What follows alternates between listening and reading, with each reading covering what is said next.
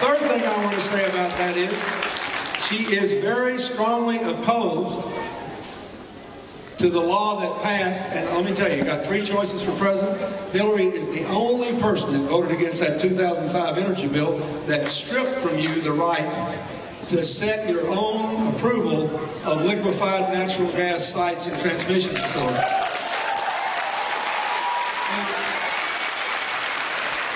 If you want them, you ought to have them, but it ought to be your decision, not somebody else's.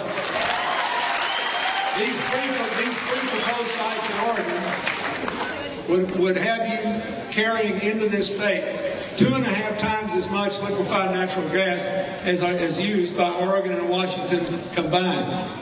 If you want that, you ought to have the right to have it, but it's not a free lunch.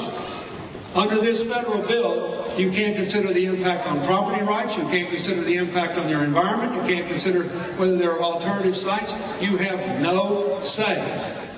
And she feels very strongly about this, and I can tell you, we lived through this when we were living in Arkansas 20 years ago, when the federal government stripped from us the right to approve power plants that our people had to pay for if they were just built in another state. It was a nightmare. And this is wrong. Senator Wyden's got a bill to reverse it. Hillary strongly supported it from the get-go, but if you'd had her vote controlling thing, you wouldn't be living with this in the first place. It's another reason you ought to support her for president.